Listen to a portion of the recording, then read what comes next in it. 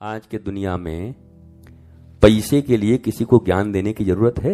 मत चिंता करो इन दो कौड़ी के लोगों का, जिनके लिए तुम कर्ज ले रहे हो, जिनके डर से तुम भागे चल रहे हो, जिनको दिखाने के लिए तुम क्या क्या कर रहे हो, कुछ खबर नहीं। सब पढ़ाई, सब कमाई, सबका एक ही उपाय है, हम आनंदित जीवन जी सके। उसी के लिए तो कमाई है, उसी के लिए तो पढ़ाई है, उसी के लिए तो दवाई है, उसी के लिए रुलाई है, उसी के लिए हंसाई है।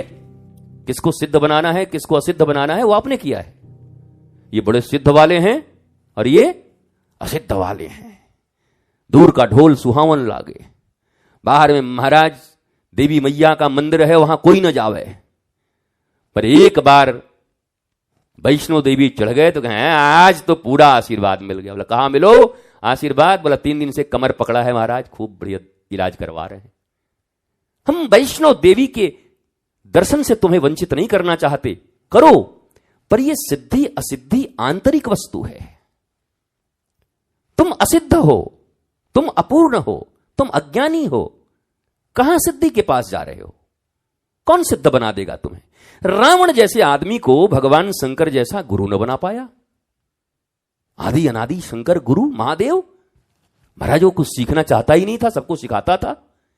चेला जब सीखना न चाहे और चेला सबको सिखाने लगे तो शिवजी जैसे गुरु भी उनको नहीं सिखा सकते। हम आप किस खेत की मूली हैं? जो बच्चा न सीखना चाहे उसको पड़ोसी क्या, माता पिता क्या, दुनिया का कोई आदमी नहीं सिखा सकता।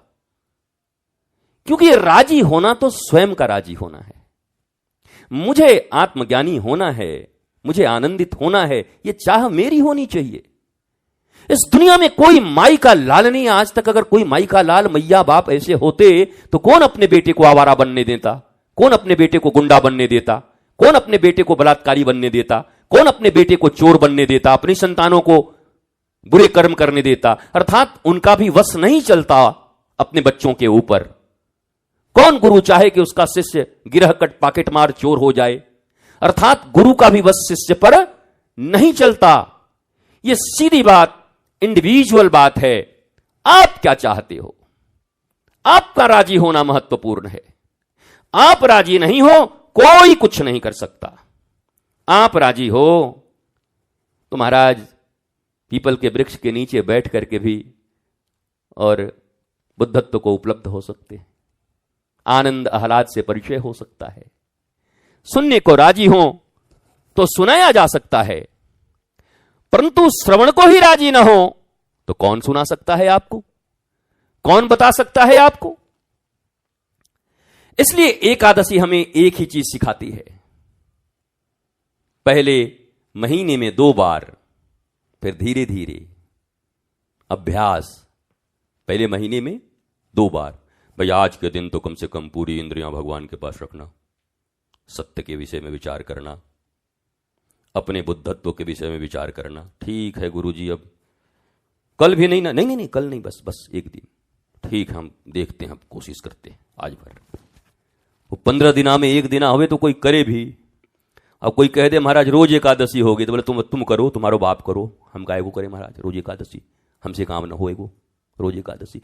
इसलिए 15 दिनों में दिया गया। लेकिन जब उस दिन का आनंद आह्लाद और ज्ञान वृद्धि तुम्हारे भीतर होने लगे, मौज आने लगे, शांति उतरने लगे, बोला भाई एकादशी को बड़ा आनंद आता है भाई, भगवान के करीब रह करके, जागरण करके, उनका कीर्तन करके। तो बोला फिर चाहिए क्या? एक शराब पिलाने वालों को शराब इतनी कड़वी होती, और पहली बार जो सिगरेट पिलाते तो जन्म लेके के मैया के पेट से कोई सिगरेट थोड़ी पीता है, पहली बार दोस्तों के बीच में ही पीता है। हमने तो महाराज पेपर काट करके, पेपर रगड़ करके पहली बार पिया। स्कूल में पेपर है ना, पेपर को उसको ऐसे ऐसे गोल बनाया, फिर देखे ऐसे करके खींचा, 5 मिनट फांसे महाराज। उसके बाद सो हमारे पिताजी ही उस स्कूल में हमारे क्लास टीचर थे, जो दौर जमायो महाराज। वही बात तो हम सिगरेट ही भूल गए दुनिया में कि सिगरेट कुछ होता भी होगा। हमने कहा चलो पेपर से ही छुटकारा हो गया, असली सिगरेट को मुंह लगाने का मौका नहीं मिला, पेपर से ही छुटकारा हो गया। तो हर चीज जो आपके जीवन में आपको आनंदित कर सकता है, उसका ज्ञान धीरे धीरे आपको होने लगेगा। तो किसी दबाव की जरूरत है नहीं। बताया जाए, आज के दुनिया में पैसे के लिए किसी को ज्ञान देने की जरूरत है? कि 500 का नोट बड़ा है कि 100 का बड़ा है, ये भी बताना पड़ेगा। नहीं, हो सकता है आप लोग बड़े निश्चल आदमी हो, नहीं जानते हो, 10 का नोट दे करके वो 500 का ले लेंगे, आपको पता ही नहीं चलेगा ना, इतने निश्चल है ना।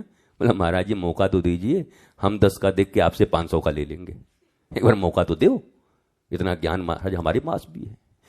तो महाराज पैसे के संबंध में आपका ज्ञान है, इसलिए पैसा नष्ट न हो, बर्बाद न हो, अनावश्यक खर्च न हो, इसके लिए आप कितना परिश्रम करते हैं, उसके अर्जन के लिए कितना परिश्रम करते हैं।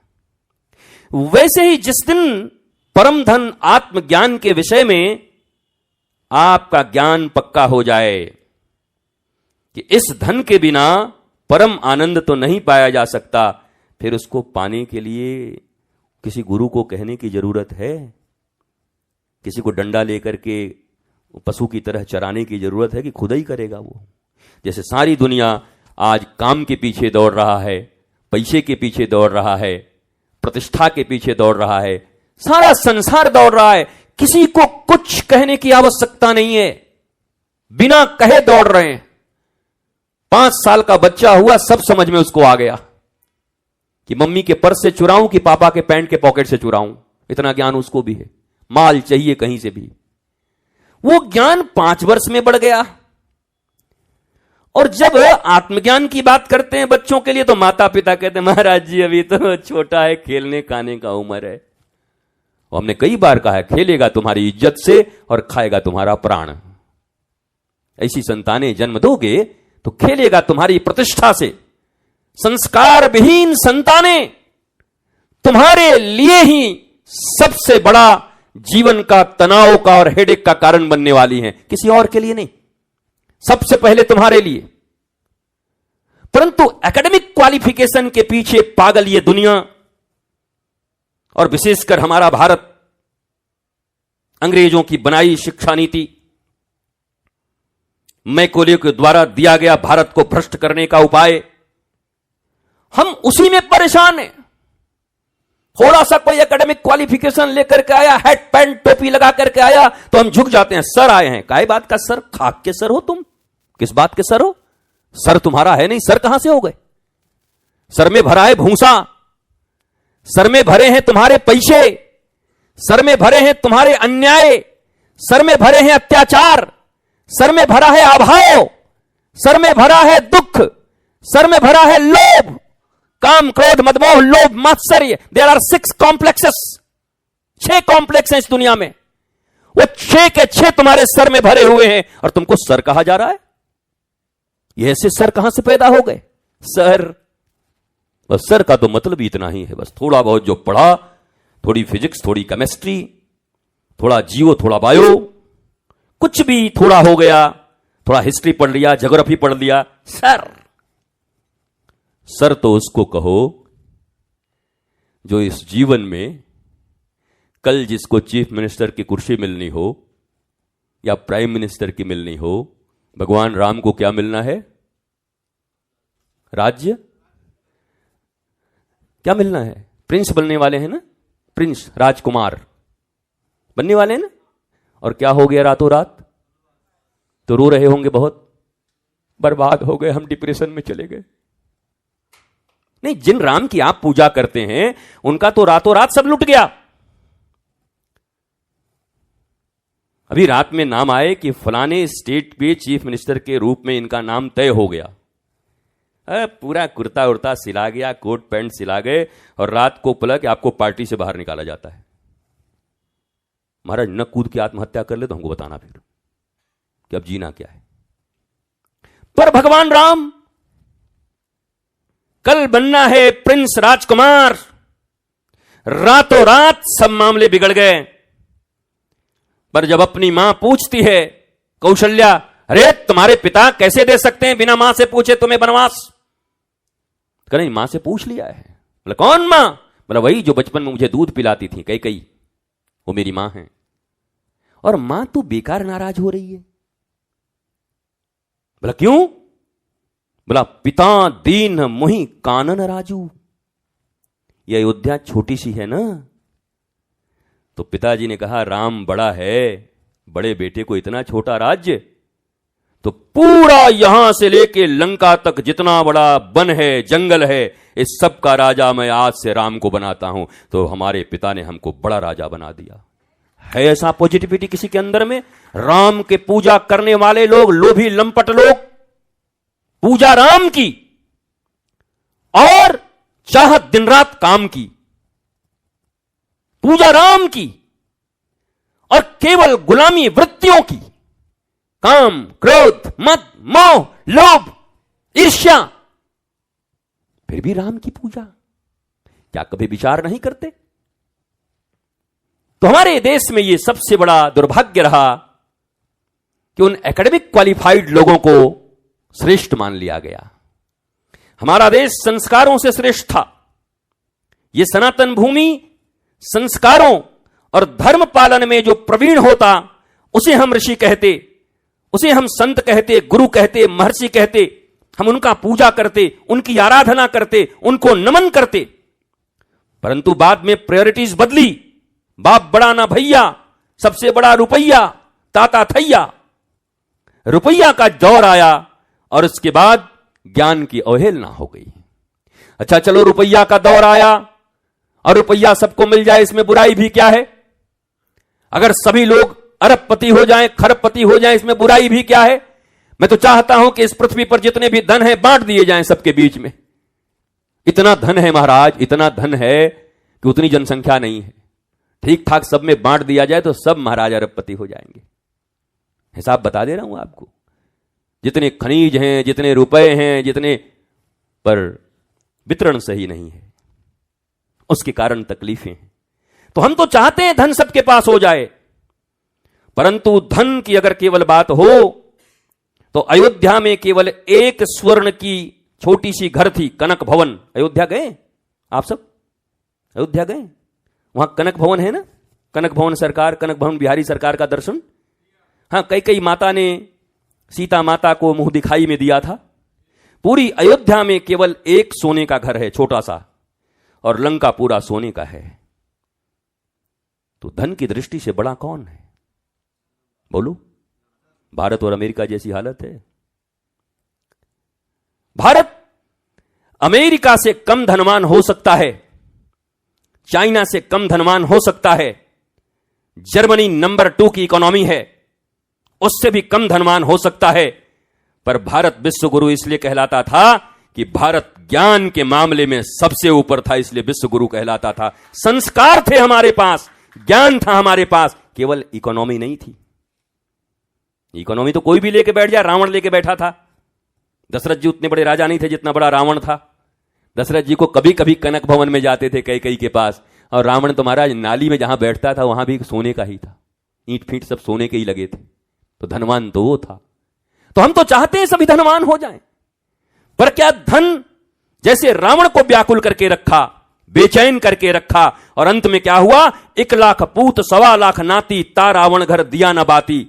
न कोई बेटा बचा, न कोई नाती बचा, न कोई पोता बचा, खानदान सहित खत्म हो गया महाराज। ऐसा धन किस काम का? और ऐसा झूठा अभिमान किस काम का?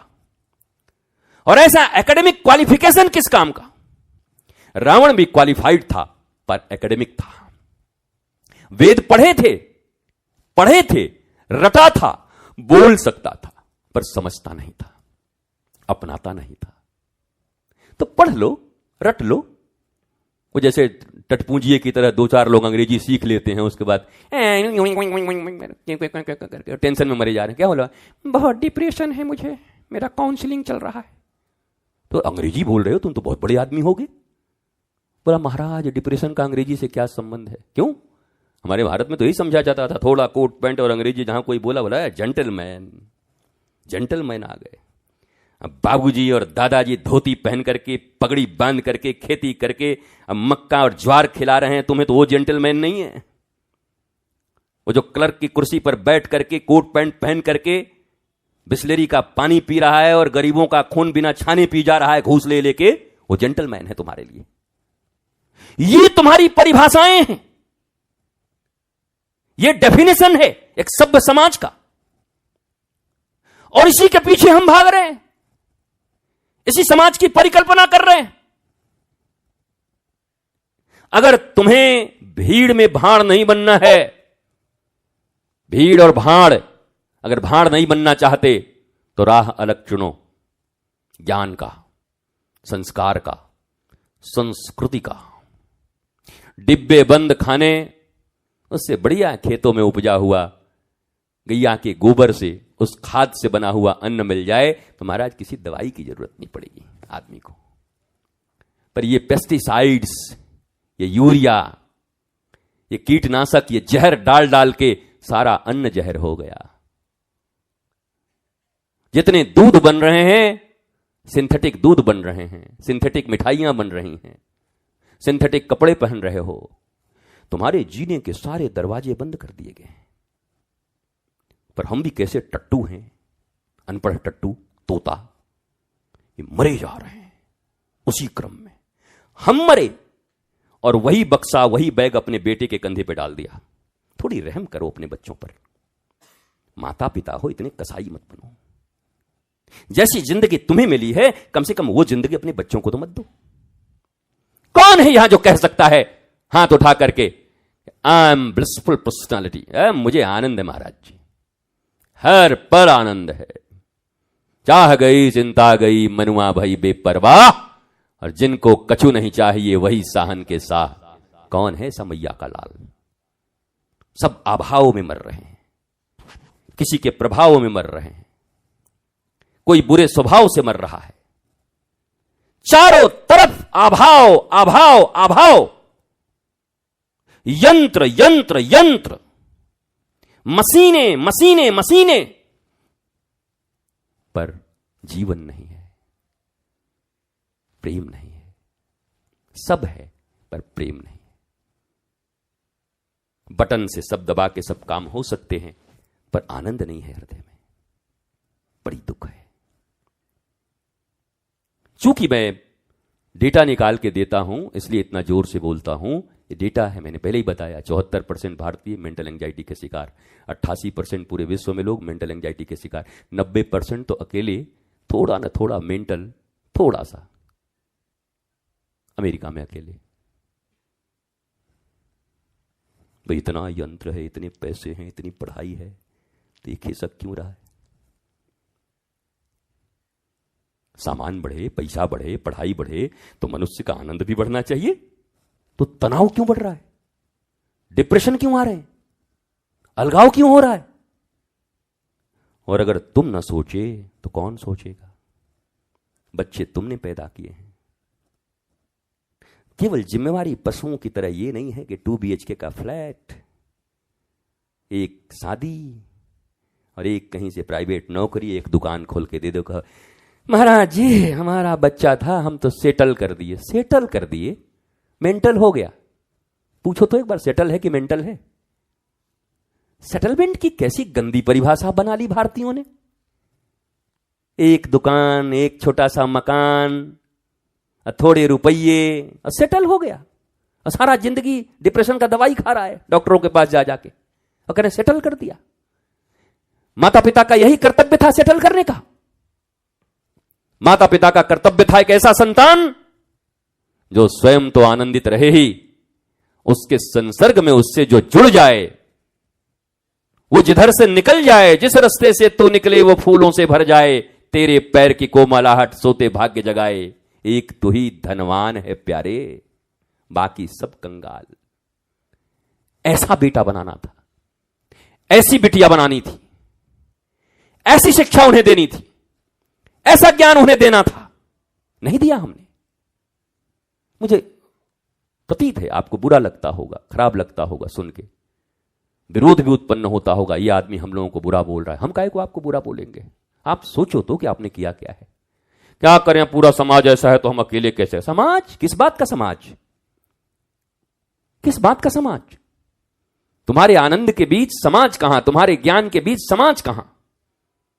समाज की चिंता कभी श्री कृष्ण ने नहीं की।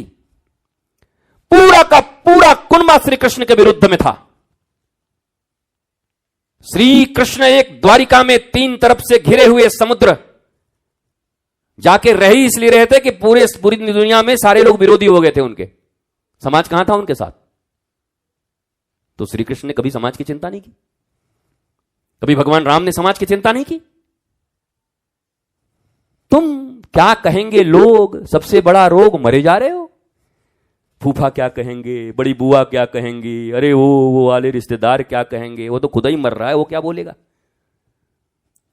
उसकी हालत पूछ लोगे अगर धीरे से तो खुदा ही मरमरा रहा होगा भीतर में, भले ऊपर से ऐसे करके चला, कैसे हो, बहुत अच्छे। जैसे दोस्त लोग मिलते हैं ना, hello sir, how are you, fine, I am fine. अबे कुछ फाइन नहीं है तुम्हारा, बुद्धि तुम्हारी खराब हो गई है। मरे जा रहे हो, कर्ज के मारे दबे हुए हो, झूठ बोल के आ रहे हो। अभी बॉस ने जुतियाया है तुमको, अभी अभी, लेकिन आई एम फाइन। फ्रॉडों का पूरा जमात, जो गम है वो भी व्यक्त नहीं कर पा रहे हैं, उस गम को कम करने का उपाय ज्ञान है वो भी प्राप्त नहीं कर पा रहे हैं। ये झूठी जिंदगी, एक ही तो जिंदगी मिली है, 70 ईयर्स जियोगे अगर सब ठीक ठाक रहा तब। कलिकाल में अब 70 साल काफी है। वैसे हर आदमी को लगता है कि दुनिया मरेगा, हमको थोड़ी मरना है। हर आदमी को लगता है यही कि हमको थोड़ी मरना है, ये मौत तो फालतू बात मत किया करिए इस मृत्यु का। अगर कहीं हंसी मजाक हो रहा है, कोई मौत की बात नहीं, क्या बेकार अशुभ बात। अशुभ सबसे शुभ यही है, जो पक्का है वो अशुभ है, और जो पक्का नहीं है वो शुभ है। धन तुम्हारे पास टिकेगा नहीं, वो शुभ है। पद में तुम भूतपूर्व हो जाओगे कुछ ही दिन के बाद, भूपू, वो शुभ है। और जो होना ही है वो अशुभ है, मौत अशुभ है। तो मौत का नाम ले लो तो आदमी डर जाता है भीतर से, महाराज जी ये सब मत, हमको हमारा दिल धड़कने लगता है। नहीं, दिल तो एक दिन रुक जाएगा, धड़केगा कहां से, वो तो रुकने वाला है, धड़केगा कहां से। तो जो होना है उसके संदर्भ में पूर्ण जागरण न होने के कारण मनुष्य भयभीत रहता है। और डरा हुआ आदमी किस काम का है। मनुष्य हो के अगर डर रहा है कोई, तो उससे बड़ा दुर्भाग्य कुछ नहीं हो सकता। मनुष्य निर्भय होने के लिए इस पृथ्वी पर आया है। भगवान ने क्या कहा, रामचरितमानस में क्या कहा गया, ईश्वर अंश जीव अविनाशी, चेतन अमल सहज सुख राशि, मम एवांश जीवलोके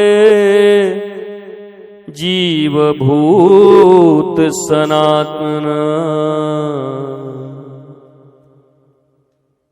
भगवान तो कह रहे हैं ईश्वर अंश जीव अविनाशी, चेतन, जागृत, ज्ञानवंत, अमल, कोई मलिनता नहीं है, सहज सुख राशि, स्पॉन्टेनियस, सुख लाने की जरूरत नहीं है, सहज। जो मनुष्य के रूप में आया वो सहज ही सुख का राशि है। तो या तो रामायण झूठी है या तुम झूठे हो। नहीं तो रामायण तो बड़ी मानते हो। कहां जा रहे हैं, नवाह परायण में जा रहे हैं। महाराज काहे को जा रहे हो भैया, अब सुनना कुछ है नहीं, समझना कुछ है नहीं, जीना कुछ है नहीं। नवाह परायण दुबला हुआ जा रहा है तुम्हारे बिना। तुम न जाओगे तो रामायण न होगा। एहसान कर रहे हो रामायण के ऊपर में। आज किसी ने लिखा, महाराज जी गीता जयंती थी, आपने कुछ बोला नहीं, हमके गीता दुबला हो गया होगा। आज हमने गीता के विषय में बोला नहीं तो गीता आज जो है ना 700 श्लोक से 300 का हो गया होगा। महाराज जी कुछ बोले ही नहीं हमारे बारे में। अरे हम गीता के विषय में बोले न बोले, गीता को क्या फर्क पड़ता है। बल्कि गीता के तरफ हमारी दृष्टि चली जाए तो मैं गीत गाता हुआ यह पूरा जीवन जी सकता हूं। यह मुझे विश्वास है कि उस गीता का एक बार अध्ययन कर लो, एक बार पढ़ लो तो जीवन गीत गाता हुआ गुजरेगा, संगीत से निकल जाएगा पूरा जीवन। बाकी हम गीता देखें न देखें, गीता पर क्या प्रभाव है। महाराज जी गीता के विषय में आपने कुछ ना, गीता बुरा मान जाएंगे तो हम गीता बुरा नहीं मानेंगे, तुम्हारा जीवन बुरा है गीता के बिना। तो ये कुछ तथ्य हैं, इन तथ्यों को स्वीकारिए। और धर्म अगर बदनाम है पूरी दुनिया में आज, मानने वाले ही कितने हैं, 2 करोड़, इतने से लोग मानते हैं यार धर्म। नास्तिक आस्तिक की संख्या गिनो कितनी है। फिर कितने मत हैं पहले ये गिनो। क्रिश्चियनिटी कितने मानते हैं, इस्लाम कितने मानते हैं, हिंदू कितना मानते हैं, बुद्ध को कितना मानते हैं, ये सब जोड़ो। हिब्रू कितने हैं। फिर इनके भीतर भी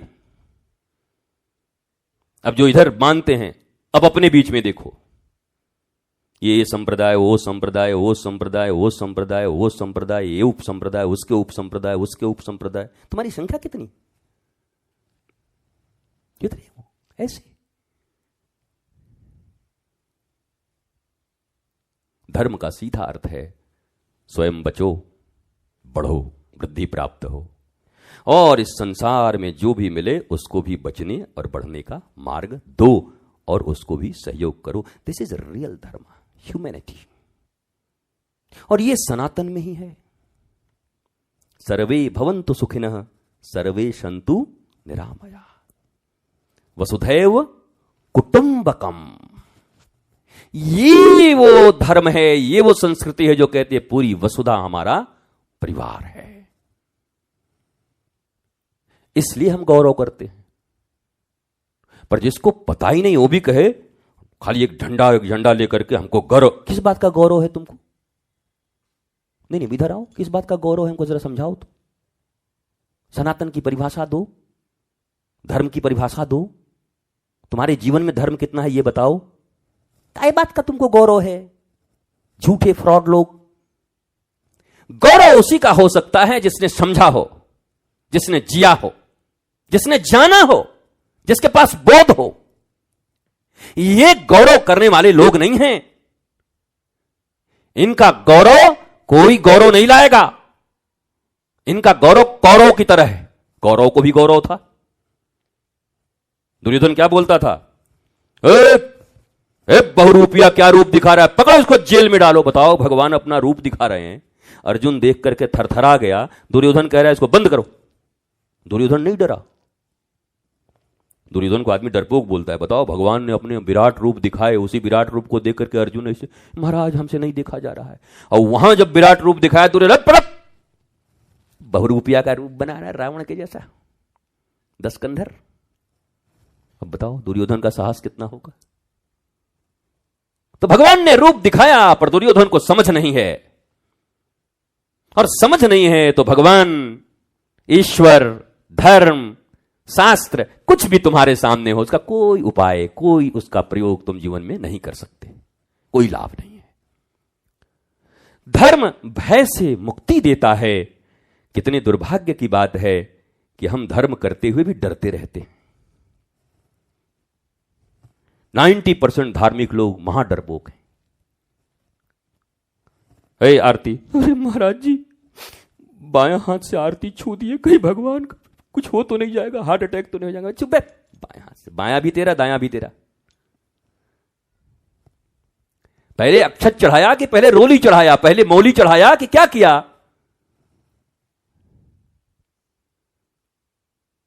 इतना क्यों डरते हो? महाराज जी नवरात्रि में गलती हो गया, कहीं हमारे दुकान में आग तो नहीं लग जाएगा। बारे दुर्गा मां का और कोई काम नहीं है, लुकाठी लेके आग लगाने तुम्हारे दुकान में। उनको सब काम खत्म है वो दुनिया को। दुर्गा दुर्गति नाशिनी, उनका नाम है दुर्गति नाश करने वाली। ये कैसे भयभीत लोग हैं। इनके से पूछो तो कहेंगे महाराज जी हमारे जो पिताजी हैं ना बड़े धार्मिक हैं। हम क्या, अच्छा बताइए और कुछ। सुबह महाराज जी 2.5 घंटा जब तक पूजा नहीं करते हैं तब तक पानी नहीं पीते हैं। और कुछ बताइए। महाराज जी PWD विभाग में हैं, बड़े अधिकारी। और कुछ बताइए। और घर कहाँ कहाँ है? महाराज जी बंबई में एक है, एक दिल्ली में है, और ऐसे एक न्यूयॉर्क में भी बनाने की चर्चा चल रही है। कहाँ से लाए? किसका खून चूसे हैं? तथाकथित धार्मिक महोदय कहां बने वो खून चूसवा? उसका नाम क्या बोलते उसको? नहीं, वो इंग्लिश में वैम्पायर। बोलो, उन्हें निर्लज्जता की भी हद होती है भाई। तुम्हारी सैलरी है 50,000 की, कहां से बनाया घर न्यूयॉर्क में? बताते नहीं।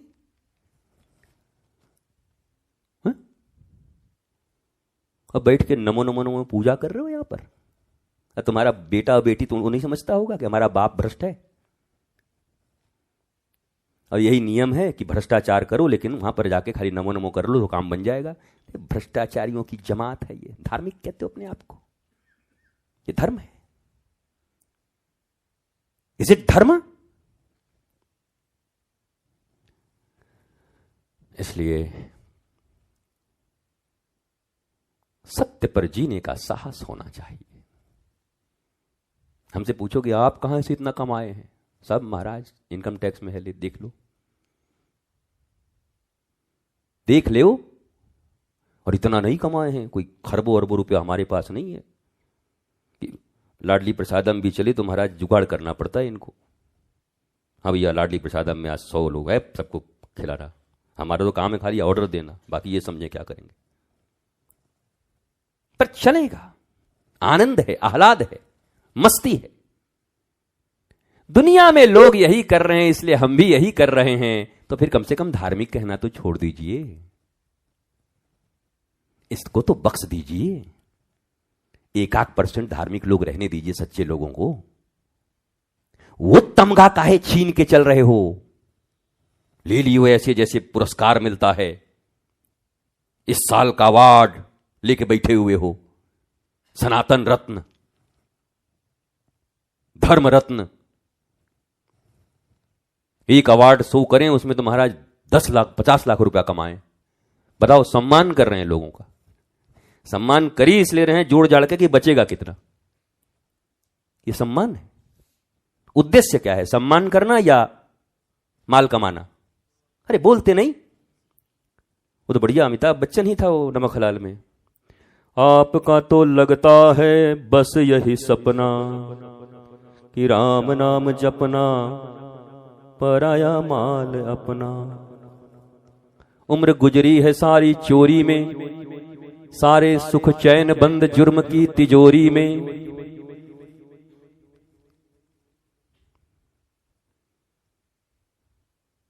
अब दोबारा तुम आओगे यहां सुनने हमसे?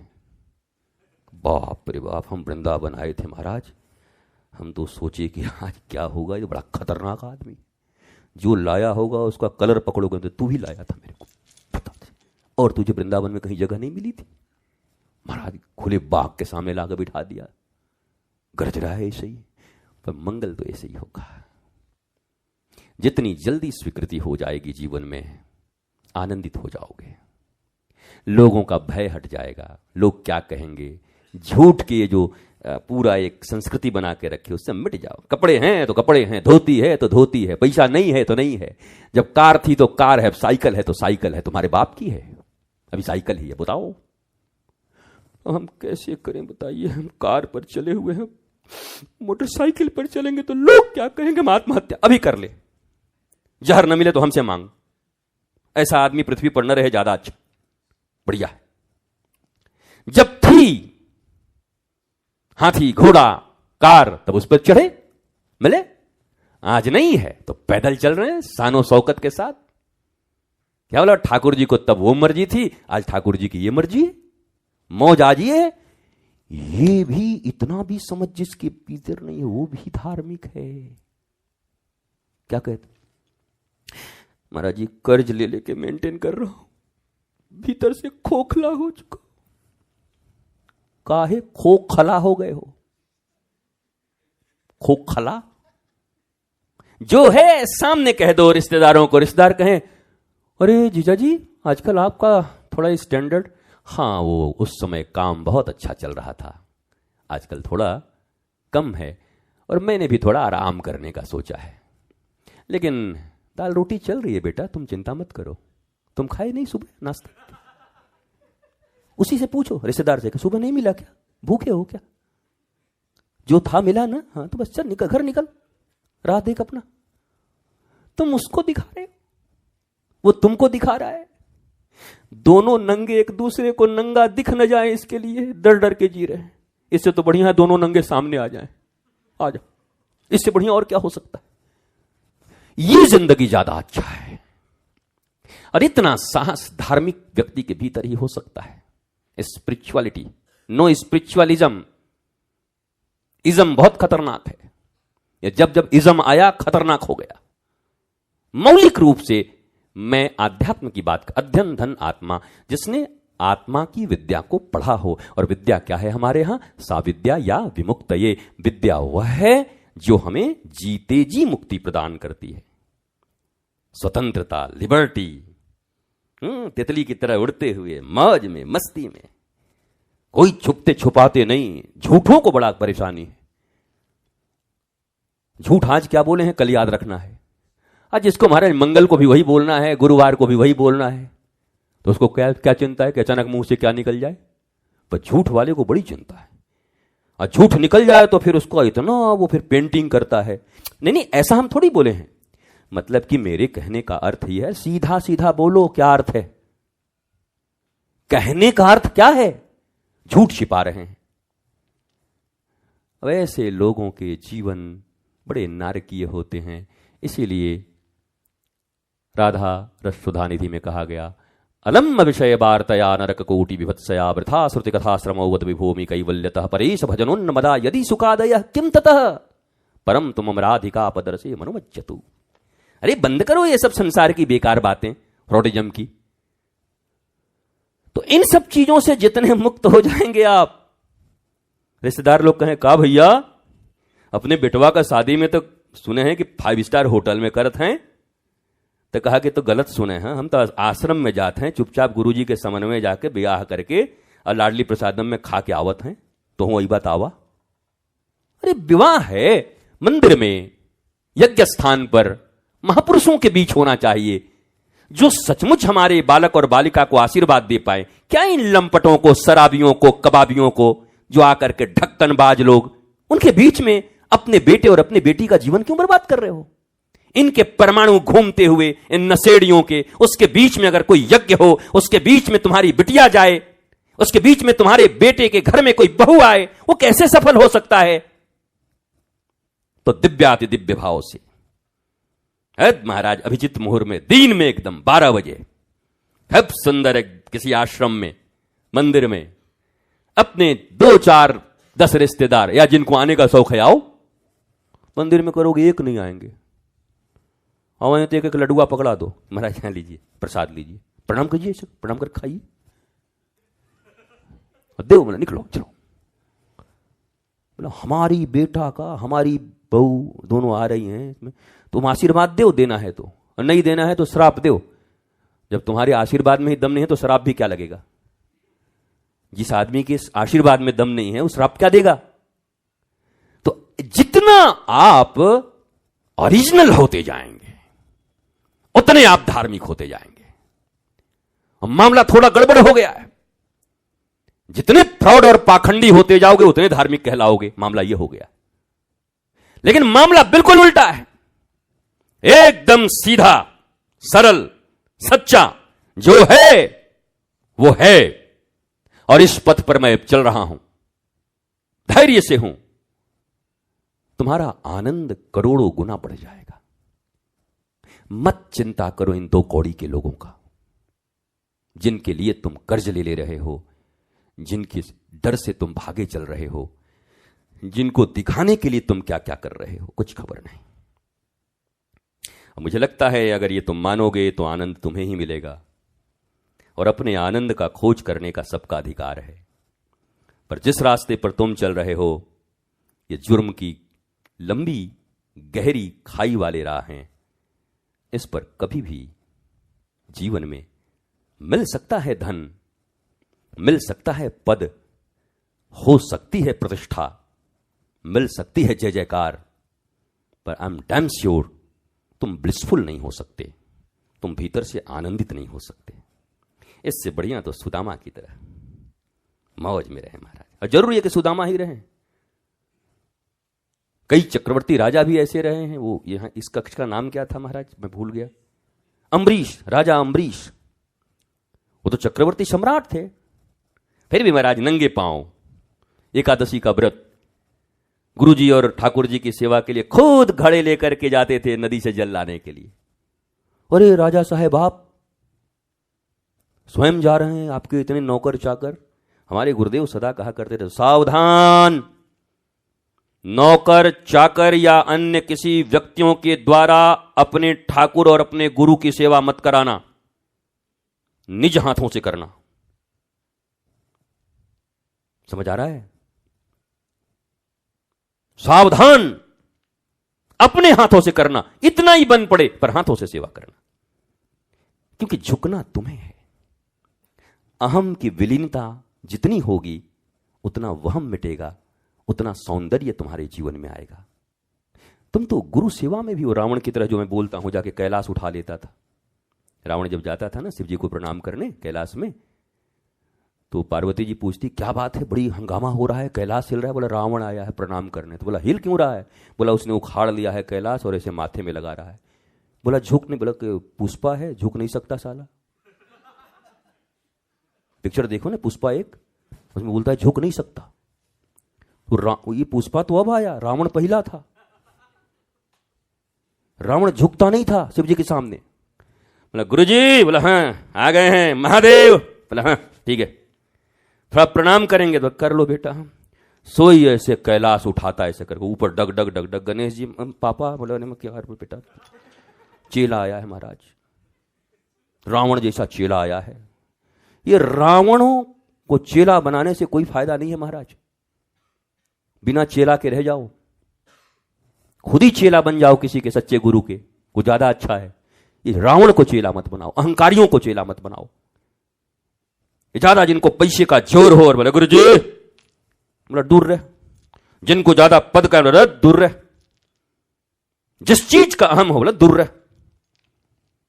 क्योंकि तुम झुक गए तो वो शिष्य कभी, जो आपके आश्रित होकर आया है, आपको गुरु कह रहा है, आपको अपना श्रेष्ठ कह रहा है, गार्जियन कह रहा है, वो कभी नहीं सुधर सकता अगर तुम झुक गए उसके प्रभाव के सामने। तो रावण आकर ऐसे प्रणाम करता था, ऐसे प्रणाम। शिव जी कहते थे हो गया, धीरे से रख दे भाई, प्रणाम। प्रणाम करने परिणाम बड़ा खराब हो जाएगा। कई बार विवाह शादी में जाते हैं, मतलब पुराने जमाने में विवाह शादी में जाते थे। अब महाराज वो विवाह हो जाए, वो एक से एक लोग हैं, सब गांव वाले लोग हैं, मुरेठा बांध बांध के अपने गांव का राइफल लेके दन दन। एक आदमी ने पंडित जी प्रणाम, हम कह रहे भाई परिणाम खराब हो जाएगा, थोड़ा इसको ऊपर कर। राइफल के नोक लगा प्रणाम, हम कह कहीं छूट गया तो परिणाम ही खराब हो जाएगा, ऊपर रख महाराज। इसलिए जीवन में ये सीखिए, सहजता में बड़ा आनंद है। सारे साधना का फल एक ही है, सहज हो जाओ, मस्ती में हो जाओ। कितने लोग हंस रहे हैं, एक आदमी कह रहे हैं वाह अभी तो पूरा पिक्चर उक्चर सब जानते हैं। सहजता है महाराज। पीछे एक बार मुड़ के देखो तो, एक बार पीछे मुड़ो सब लोग। वो क्या है? सिनेमा का पर्दा है वो। हाँ, और यहां पर वो रात्रि में ये चलती है प्रोजेक्टर, जब इच्छा होती है फिल्म देख लेते हैं यहीं पर। डॉल्बी डिजिटल सब है। नहीं, क्या फर्क है बताओ?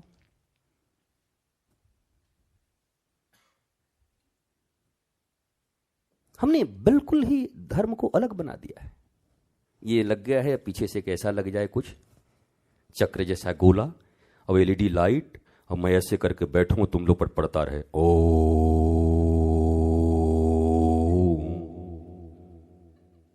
तब आज तो गजब हो गया। और तुम्हें सत्य से परिचित करा दिया तो तुम्हारे छोंछले उड़ गए। कितने आदमी के मुंह हो गए, हे भगवान आए थे कितना, हम क्या सोच के, क्या मिला, क्या से क्या हो गया बेवफा तेरे प्यार में। पर ये असली चीज है। मौज रखिए, सहजता रखिए, सरलता रखिए, और जैसे हैं वैसे रहिए। वो भगवान और गुरु स्वीकार कर लेंगे। छुपा के आओगे स्वीकार नहीं करेंगे, ढक के आओगे स्वीकार नहीं करेंगे। पर जैसे हो महाराज जी, ये हमारे भीतर में है। कामना बहुत परेशान करती है, वासना बहुत परेशान करती है, रुपया का बड़ा, सब खुल के बोलो ना ऐसे करके। महाराज जी हम तो आपके पास निस्वार्थ आए हुए हैं। आइए आइए निस्वार्थी लाल, बैठिए। जिसको देखो वही कहता है निस्वार्थ। अगर काउंटिंग कराई जाए और मनुष्य जैसे अपने आप को निस्वार्थ कहता है, तो हमको लगता है दुनिया में निस्वार्थों की संख्या 99% हो जाएगी। और ये पक्के स्वार्थी लोग हैं, फ्रॉड लोग, सब पक्के, और इनको लोग निस्वार्थ कहते हैं। मैं उम्मीद करता हूं कि आज की ये एकादशी आपको सहज जीवन देगी, सरल जीवन देगी, आनंदित जीवन देगी। स्वस्थ रहिए, मस्त रहिए। बन रहे सनातन विश्वविद्यालय जो ऐसे ही संस्कारों को लाने जा रही है, प्राचीन ज्ञान और आधुनिक विज्ञान का समन्वय, एक ऐसा विश्वविद्यालय बनने जा रहा है जहां पर ऐसी सहजता के साथ हंसते हंसते पाठ पढ़ा दिए जाएंगे। सीरियस होने की जरूरत नहीं है, नंबर कम आया हम आत्महत्या कर लेंगे, कुछ नहीं है। सब हमें ज्ञानवंत होना है। सब पढ़ाई, सब कमाई, सबका एक ही उपाय है, हम आनंदित जीवन जी सके। उसी के लिए तो कमाई है, उसी के लिए तो पढ़ाई है, उसी के लिए तो दवाई है, उसी के लिए रुलाई है, उसी के लिए हंसाई है। तो सनातन विश्वविद्यालय जहां प्राचीन हमारे ऋषियों का ज्ञान, वैदिक ज्ञान और आधुनिक विज्ञान, संपूर्ण विज्ञान, दोनों का फ्यूजन एजुकेशनल सिस्टम,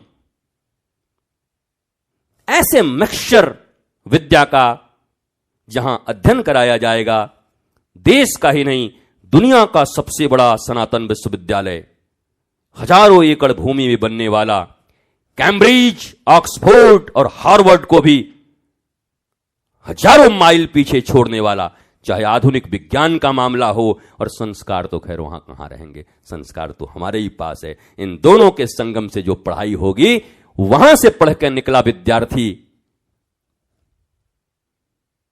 कैसा होगा? आनंदित होगा, मस्त होगा, प्रसन्न होगा, नाचता हुआ, मुस्कुराता हुआ, आह्लादित। और शिक्षा का मतलब भी यही था। तो ये एक प्रयास है कि इस पृथ्वी पर ऐसी कोई चीज उतारी जाए, और हम काफी आगे बढ़ गए हैं। आपका सहयोग यही है, आप भी जन जन में जागृत करते रहें लोगों को। बस अब बन रहा है सनातन विश्वविद्यालय, अब आनंद आएगा, अब हमें अपनी प्राचीन विद्या को वापस लाना है। क्यों लाना है? क्योंकि हमें आनंद मिलेगा इसके लिए। प्राचीन से प्यार नहीं हमको, प्राचीनता हमको प्यार दे रही है, आनंद दे रहा है हमको। वो पुराने जो गाय के गोबर हैं ना, वो जो खाद है, वो हमको स्वास्थ्य दे रहा था, उससे जब अनाज पैदा हो रहा था। हमको उस प्राचीनता से कोई प्यार, स्वास्थ्य से प्रेम है हमको, हम स्वस्थ रहें। नहीं नहीं महाराज जी, थोड़ा मॉडर्न है ये वाला खाद, जहर है बे, मर जाएगा खा के, काय को खा रहा है मॉडर्न के पैकेट के बंद चीज। पर यहां सब भारतीयों की एक ही दुर्दशा रही कि विदेशों से लौट के आएगा तभी हम उसकी मान्यता देंगे, लंदन रिटर्न हो जाएगा। अमेजोन पे नीम का दातुन देख रहे हैं कि नहीं है? कितने का है? $3। $1 का दाम है 280 रुपया। बताओ, गांव में इतना बड़ा बड़ा दातुन लेके मस्त एकदम करते हुए आराम से आ रहे हैं, 270 रुपए में नीम का दातुन खरीद रहे हैं बेचारे। अब कह रहे हैं बहुत हेल्दी है। अब गांव में हम ऐसा ही तोड़ के करते थे, रे कैसा गंवार आदमी है। बारे जेंटलमैन, 270 में ले लिए तो तुम जेंटलमैन हो गए, और हम ऐसे ही कर गए तो हम गंवार हो गए। ऐसे हीन मान्यता का बोध डाला है विदेशियों ने हमारे भीतर में। विदेशी संस्कृति, कुसंस्कृति ने पहले भारतीयों को हीनता के बोध से भर दिया कि तुम छोटे हो, तुम अज्ञानी हो, तुम जादूगर लोग हो, सपेरे लोग हो, बेकार लोग, धोती कुर्ता वाले, कुछ नहीं जानते तुम लोग। हीनता में भर दिया हमें, क्योंकि कोई भी डर या कोई भी व्यापार पहले तुम्हारे भीतर अभाव पैदा करके ही किया जा सकता है।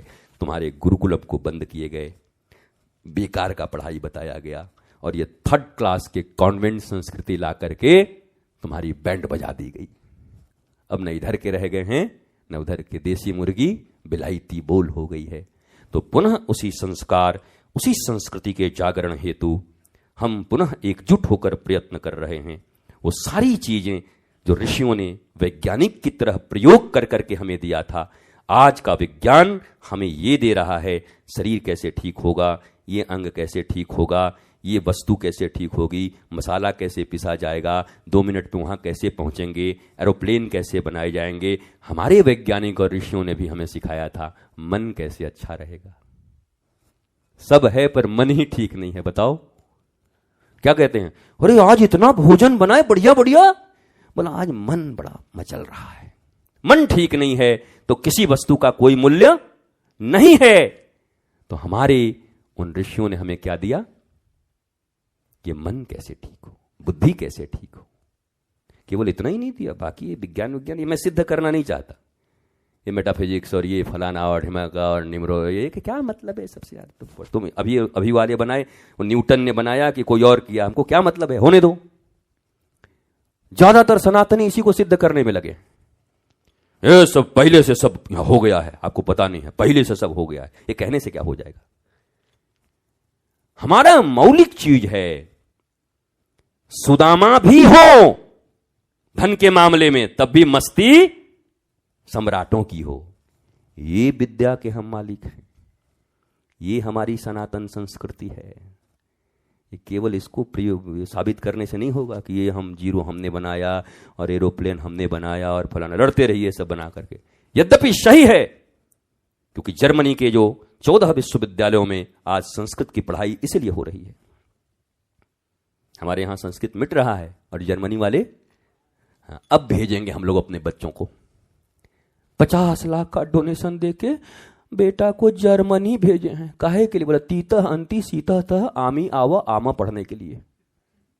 तो तुम्हारे देश ही में था यहीं पर, तब नहीं पढ़ाए, तब तो बोल दिए बेकार है, अब जर्मनी पढ़ाओगे। मस्त रहिए, स्वस्थ रहिए, आनंदित रहिए। हालांकि संभावना बहुत कम है।